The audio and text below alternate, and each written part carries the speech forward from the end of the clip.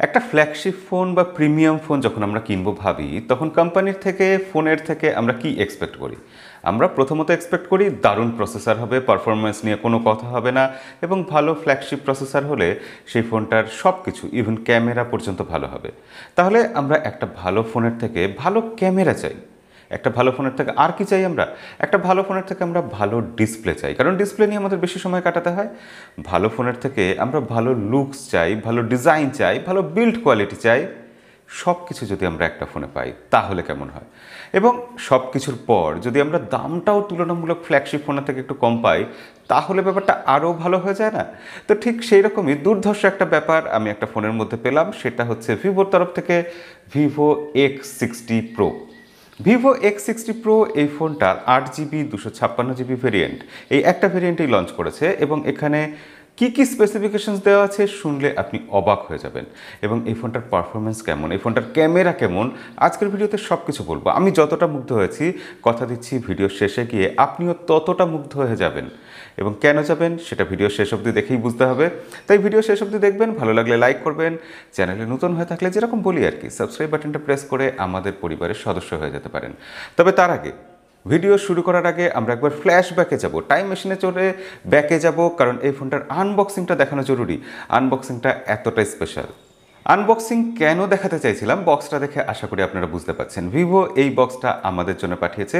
আপনারা মার্কেটে কিনতে গেলে নর্মাল একটু বড়সড় সাইজের ভালো প্যাকেজিংযুক্ত একটা বক্স পাবেন, কিন্তু এই বক্সটা খুললেই আমরা দেখছি এরকম একটা ম্যাজিক হয়ে যাচ্ছে। আর যেখানে ভিভোর এই ফোনটাতে কী কী ফিচার আছে সেগুলো হাইলাইটেড ফিচারগুলো চারিদিকে লেখা আছে। মাঝখানে ফোনটা বসে আছে, ফোনটা আমরা একটু বাদে দেখছি, ফোনটা তুলে আমরা সাইডে রাখবো। তলায় কী কী আছে? তলায় আছে একটা USB Type-C কেবল, একটা 55 ওয়াটের ফাস্ট চার্জার, আর রয়েছে একটা হেডফোন জ্যাক। আজকের দিনে দাঁড়িয়ে এটা একটা অভিনব ব্যাপার। কোম্পানিগুলো যেখানে হেডফোন জ্যাক সরিয়ে নিচ্ছে, ভিভো এখানে ভালো কাজ করেছে। হেডফোন জ্যাকের সাথে একটা কানেক্টর রয়েছে, USB Type-C to 3.5mm connector. এছাড়া রয়েছে একটা ব্যাক কভার, যেটা টিপিউ কেস নয়, যেটা হার্ড কেস, এবং যেটা ম্যাট ফিনিশ অথচ ট্রান্সপারেন্ট কেস। কেসটা লাগানোর পরও আপনার ফোনের লুকটা খারাপ হয়ে যাবে না। কেসটা ভালো কেস দিয়েছে একটা।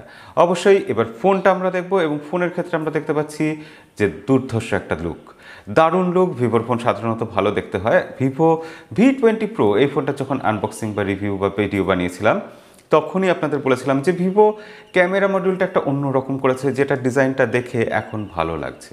একঘেয়ে ক্যামেরা মডিউল দেখে ভালো লাগে না, তো এই ফোনটাতেও ভিভো সেই ক্যামেরা মডিউলটা দিয়েছে। ব্যাক সাইডে ম্যাট ফিনিশ আছে, এবং সব থেকে বড় কথা শুনলে অবাক হয়ে যাবেন, ব্যাক সাইডে রয়েছে গরিলা গ্লাস 6-এর প্রোটেকশান।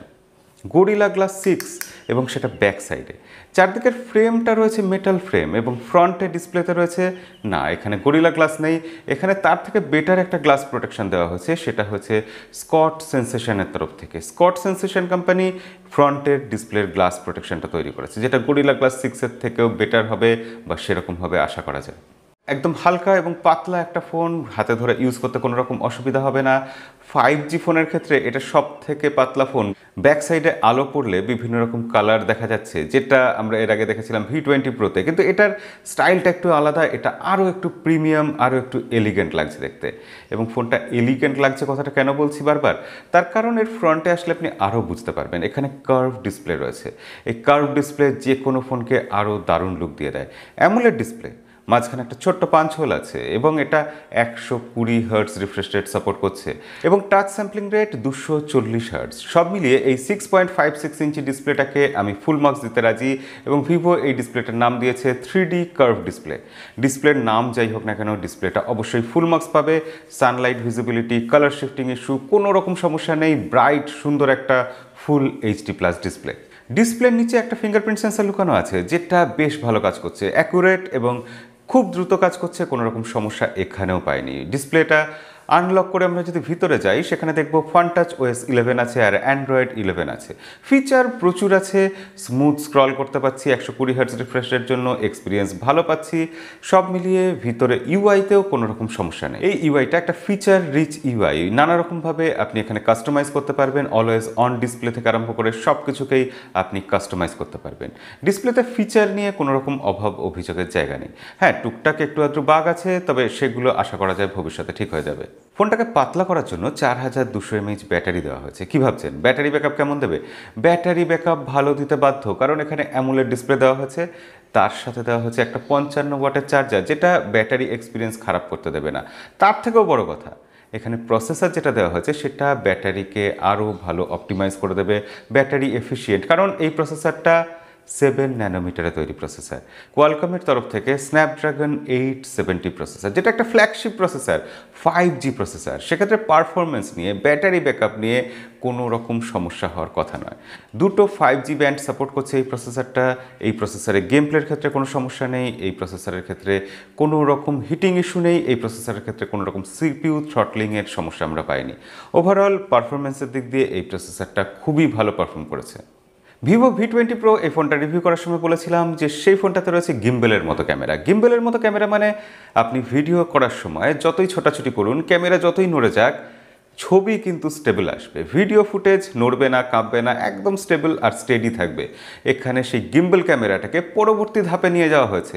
এখানে গিম্বল স্টেবিলাইজেশন 2.0 দেওয়া হয়েছে, যেটা আরও ভালো কাজ করেছে, অ্যালগোরিদম ইমপ্রুভ করেছে ভিভো। এখানে নাইট ভিশনের ক্ষেত্রেও ঠিক একই কাজ করেছে। এখানে দেওয়া হয়েছে এক্সট্রিম নাইট ভিশন 2.0, এবং সেটা বিশ্বাস করবেন না, আপনি স্যাম্পল দেখুন, দেখলেই বুঝতে পারবেন নাইটে কতটা ভালো ইমপ্রুভ করছে ছবির কোয়ালিটি। এটা করতে পারছে তার কারণ এখানে অ্যাপারচার দেওয়া হয়েছে f1.48। অ্যাপারচার যত কম হয়, লো লাইটে একটা ক্যামেরা তত ভালো ফটো তুলতে পারে, এবং সেক্ষেত্রে নয়েজ গ্রেন এসে যাওয়ার ভয় থাকে। এখানে সেটা নেই, সেটাও সফটওয়্যারের মাধ্যমে ভিভো ম্যানেজ করে দিয়েছে। ব্যাক সাইডে রয়েছে 3টে ক্যামেরা। প্রাইমারি সেন্সার 48 মেগাপিক্সেল, যেটা স্যামসাংয়ের সেন্সার, কিন্তু এই ক্যামেরা ভালো পারফর্ম করবে সেটা আশাই করা যায়, কারণ এখানে ক্যামেরার লেন্সের জন্য টাই আপ করা হয়েছে কার্ল জিসের মতো কোম্পানির সাথে, যারা ক্যামেরার ক্ষেত্রে স্বনামধন্য একটা কোম্পানি। কার্ল জিস বা কার্ল জাইস, যাই নাম বলুন না কেন, তাদের সাথে টাই আপ করে এই ক্যামেরার কিন্তু কোয়ালিটি অনেক ইমপ্রুভ করেছে। দুটো পরের ক্যামেরা দেওয়া হয়েছে, একটা 13 মেগাপিক্সেলের আলট্রা ওয়াইড লেন্স, একটা 13 মেগাপিক্সেলের টেলিফটো জুম লেন্স। সব মিলিয়ে ক্যামেরার একদম ফুল প্যাকেজ। ক্যামেরা নিয়ে পরে আমরা একটা ভিডিও বানাবো, ডিটেলস রিভিউ করব, কিন্তু এখন ক্যামেরা দেখে আমি বলতে পারি যে ক্যামেরার ক্ষেত্রে কোনো রকম কমপ্লেন করার জায়গা নেই। দুর্ধর্ষ ক্যামেরা, লো লাইট হোক বা ডে লাইট হোক, ক্যামেরার পারফরমেন্স দারুণ। কার্ল জিসের সাথে টাই আপ করা এখানে সার্থক হয়েছে। সেলফির ক্ষেত্রে 32 মেগাপিক্সেল সেলফি ক্যামেরা রয়েছে। ভিভোর ফোনে যেরকম হয়, সেলফি ক্যামেরা সবসময় একটু কালার বুস্ট করে দেয়, একটু আপনাকে সুন্দর দেখতে করে দেয়, এই ফোনটাতেও তাই আছে। তবে বিউটি মোড অফ করে রাখলেও আপনি সামান্য বিউটি পাবেন ঠিকই, কিন্তু ক্যামেরার কোয়ালিটি কিন্তু ভালো। ডাইনামিক রেঞ্জ থেকে পোর্ট্রেট মোড সব কিছুই খুব ভালোভাবে তুলতে পেরেছে ফ্রন্ট ক্যামেরা। এখানে ফ্রন্ট এবং ব্যাক দুদিকের ক্যামেরাতেই প্রচুর ফিচার দেওয়া রয়েছে। এইসব ব্যাপারে বিস্তারিত পরের কোনো ভিডিওতে আমরা আলোচনা করব। ইন্ডিয়াতে এই ফোনটা আমি যতদূর শুনেছি লঞ্চ করছে 50,000 রুপিতে। 50,000 রুপিতে ফ্ল্যাগশিপ লেভেলের ক্যামেরা, ফ্ল্যাগশিপ লেভেলের ডিসপ্লে, ফ্ল্যাগশিপ লেভেলের বিল্ড কোয়ালিটি, সব মিলিয়ে একটা দারুণ প্যাকেজ। আমার মনে হয়েছে প্রিমিয়াম ফোন হিসাবে, ফ্ল্যাগশিপ ফোন হিসাবে ভিভোর এই ফোনটা অনেক নামি দামি কোম্পানির মার্কেট নষ্ট করে দেবে। এই ফোনটা অনেক ফোনের থেকেই এগিয়ে আছে। আপনার কেমন লাগলো এই ফোনটা দেখে অবশ্যই কমেন্টে লিখে জানাবেন। ভিডিও কেমন লাগলো সেটাও লিখে জানাতে ভুলবেন না। তাহলে দেখা হবে পরের কোনো ভিডিওতে। আজকের মতো বিদায়।